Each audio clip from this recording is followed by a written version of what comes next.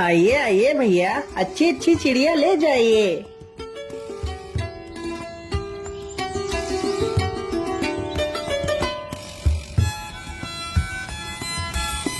अरे भाई, ये कबूतर कितने पैसे में दे रहे हो? भैया जी, यह कबूतर केवल 50 रुपए का है। नहीं नहीं भाई, 50 रुपए तो बहुत ज्यादा मांग रहे हो। मैं तो इस कबूतर के सिर्फ 30 रुपए दूंगा। क्या करूं, वैसे भी अब जल्दी ही बाजार समाप्त होने वाला है और शाम भी होने वाली है। मैं ऐसा करता हूँ, जल्दी जल्दी से अपनी सारी चिड़िया बेच देता हूँ। अरे भाई, तुम कहाँ खो गए? क्या बात है? अरे कुछ नहीं भाई, ठीक है, तुम इसे 30 रुपए में ही ले लो। वो आदमी जल्दी से 30 रुपए निकाल कर देता है और कबूतर को ले लेता है। वह शिकारी देखते ही देखते कुछ ही देर में अपनी सारी चिड़िया बेच देता है। अरे वाह वाह, आज तो काफी सारे पैसे इकट्ठे हो गए हैं। चलो अब मैं जल्दी से सब्जियां खरीद कर घर वापस चलता हूँ। शिकारी जल्दी से कुछ सब्जियां खरीदता है और वहाँ से चला जाता है।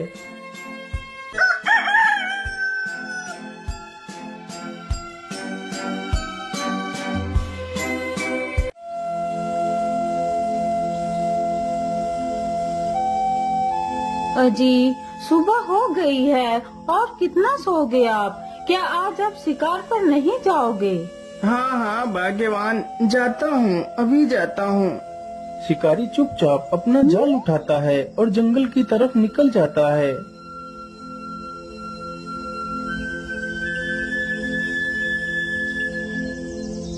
शिकारी चलते चलते जंगल में काफी दूर निकल जाता है। हाँ हाँ, अब तो मैं काफी दूर जंगल में निकल आया हूँ। मैं ऐसा करता हूँ, इसी स्थान पर अपना जाल बिछा देता हूँ। यहाँ पर जरूर मुझे ढेर सारी चिड़िया मिलेंगी। इतना सोचकर शिकारी अपना जाल उसी स्थान पर बिछा देता है और पास में ही एक पेड़ के नीचे जाकर बैठ जाता है और सो जाता है। उसे सोते सोते काफी समय गुजर जाता है, तभी उसकी आंखें खुल जाती हैं। अरे बाप रे बाप, इतना समय हो गया और मैं सोता ही रहा। चलो जल्दी से मैं अपना जाल देखता हूँ, आखिर कितनी चिड़िया मेरे जाल में फंसी हैं। इतना सोचकर शिकारी अपने जाल के पास जाता है तो देखता है उसके जाल में एक भी चिड़िया नहीं फंसी है। अरे ये क्या हुआ, मेरे जाल में तो एक भी चिड़िया नहीं फंसी है। आखिर ऐसा कैसे हो सकता है? अब मैं क्या करूँगा, पैसे कहाँ से लाऊंगा? यदि पैसे नहीं मिलेंगे तो मैं अपना गुजारा कैसे करूँगा? चलो कोई बात नहीं, आज का गुजारा तो कल के बचे हुए पैसों से हो जाएगा। अब मुझे घर वापस चलना चाहिए।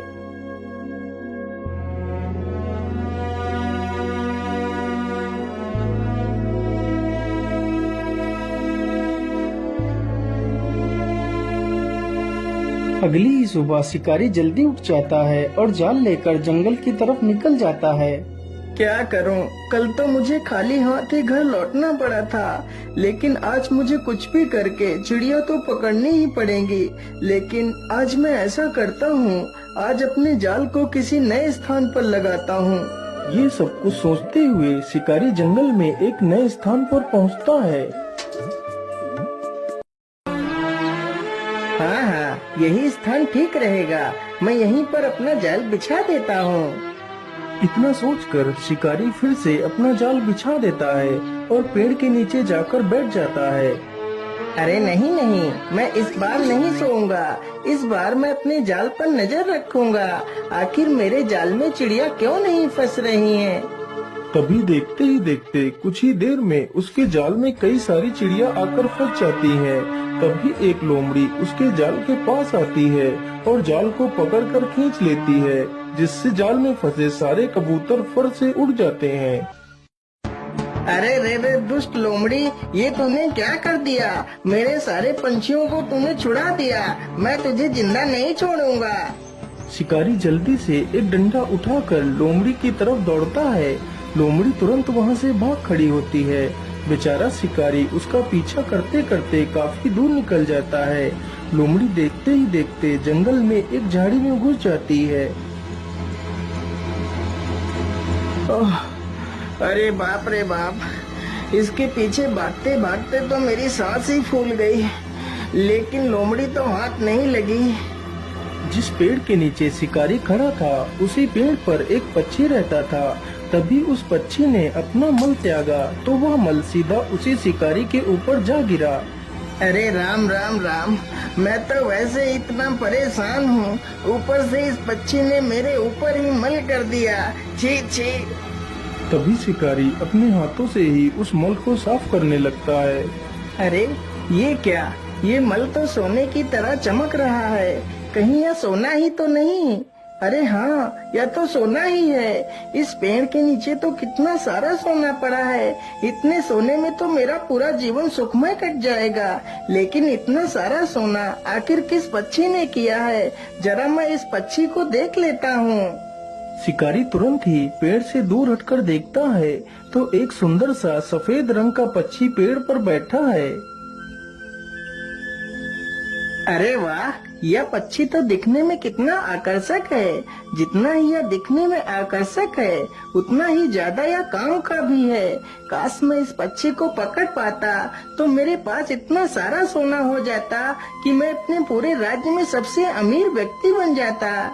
इतना सोचकर शिकारी के मन में लालच आ जाता है और शिकारी जल्दी से उस सारे मल को इकट्ठा कर एक पोटली में बांध लेता है। मैं ऐसा करता हूँ, कल सुबह आकर अपना जाल इसी पेड़ के नीचे बिछा दूंगा और इस पक्षी को पकड़ लूंगा। इतना सोचकर शिकारी जल्दी से पोटली लेकर अपने जाल के पास जाता है और जाल लेकर अपने घर की ओर वापस चला जाता है।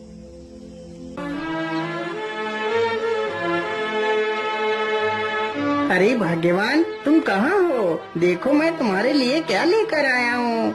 अरे आप इतना शोर क्यों मचा रहे हो? आखिर ऐसा क्या लेकर आए हो आप? तभी शिकारी उस पोटली को खोल देता है। उसकी पत्नी पोटली में इतना सारा सोना देखकर हैरान रह जाती है। अरे इतना सारा सोना, लेकिन इतना सारा सोना तुम्हें कहाँ से मिला? फिर शिकारी अपनी पत्नी को सारी कहानी सुनाता है। भाग्यवान, यदि वह पक्षी हमारे हाथ लग गया तो हमारी सारी गरीबी चुटकियों में ही खत्म हो जाएगी और हमें पूरे जीवन कोई काम नहीं करना पड़ेगा। हमारी आने वाली पुश्तें राज करेंगी, राज। हाँ हाँ, लेकिन इस पक्षी को तुम पकड़ोगे कैसे? अरे भाग्यवान, एक शिकारी से तुम सवाल कर रही हो कि मैं उसे पकड़ूंगा कैसे? अरे जैसे मैं बाकी पक्षियों को पकड़ता हूँ वैसे ही उसे भी जाल बिछाकर ही पकड़ूंगा।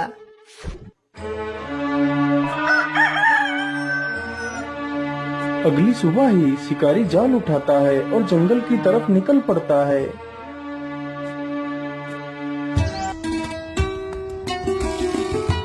शिकारी चलते चलते उसी पेड़ के पास पहुंच जाता है जिस पेड़ पर वह पक्षी रहता था। चलो जल्दी से मैं अपना जाल बिछा देता हूँ और दूर झाड़ियों में जाकर छिप जाता हूँ। शिकारी जल्दी से अपना जाल पेड़ के नीचे बिछा देता है और दूर जाकर झाड़ियों में छिप जाता है। अरे ये क्या, आज तो मेरे पेड़ के नीचे इतने सारे अनाज के दाने बिखरे हुए पड़े हैं। मैं ऐसा करता हूँ, आज मैं इन्हीं दानों को खाकर अपनी भूख को शांत कर लेता हूँ। इतना सोचकर बेचारा पक्षी पेड़ के नीचे बिखरे दानों के पास जाता है। तभी वह उसी जाल में फंस जाता है। उधर घात लगाकर बैठा शिकारी जैसे ही देखता है कि पक्षी जाल में फंस गया है, तभी वह जल्दी से जाता है और पक्षी को पकड़ लेता है और उसे अपने घर ले जाता है।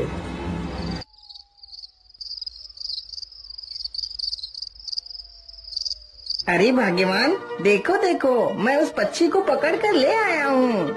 अरे वाह वाह, आपने तो कमाल ही कर दिया। अब तो हम जल्दी ही अमीर हो जाएंगे। लेकिन भाग्यवान, हमने पक्षी को तो पकड़ लिया है, लेकिन मेरे मन में एक डर बैठ गया है। अजी, अब आपके मन में कैसा डर बैठा हुआ है? अरे भाग्यवान, हमने इस सोना देने वाले पक्षी को तो पकड़ लिया है, लेकिन जब कभी इसकी खबर राजा को मिल गई कि मुझे ऐसा कोई विचित्र पक्षी मिला है, तो राजा हम दोनों को फांसी पर ही चढ़ा देगा।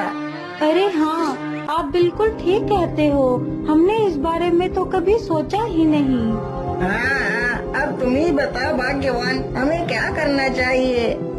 अजी, यदि आप मेरी मानो तो आप कल सुबह ही इस पक्षी को लेकर राजा के पास जाओ और इस पक्षी की विशेषता बताकर राजा को सौंप दो। हो सकता है राजा खुश होकर तुम्हें कुछ कीमती इनाम दे दे। हाँ हाँ भाग्यवान, तुम बिल्कुल ठीक कहती हो। मुझे ऐसा ही करना चाहिए। मैं कल सुबह ही इस पक्षी को लेकर राजा के पास जाऊंगा।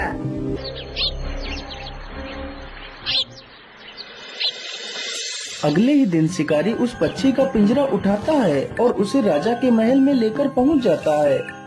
महाराज, मेरा नाम चंपक लाल है और मैं एक बहेलिया हूँ। महाराज, मैं आपके लिए एक उपहार लेकर आया हूँ। उपहार? कैसा उपहार? आखिर तुम मेरे लिए क्या उपहार ला सकते हो? महाराज, मैं कल शिकार के लिए जंगल गया था तो मुझे सोने का मल करने वाला यह पक्षी मिला है। क्या? सोने का मल? क्या यह पक्षी सोने का मल करता है?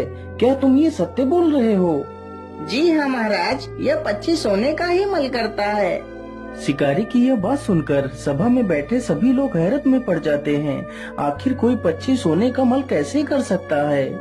अरे वाह चंपक, मैं तुमसे बहुत प्रसन्न हूँ जो तुम ऐसे विशेष पक्षी को मेरे पास लेकर आए हो। इससे हमारा राज्य और भी ज्यादा संपन्न हो जाएगा। मंत्री जी, तुम जल्दी से जाओ और 100 सोने की मोहरें लेकर आओ और चंपक को मेरी तरफ से उपहार में दे दो।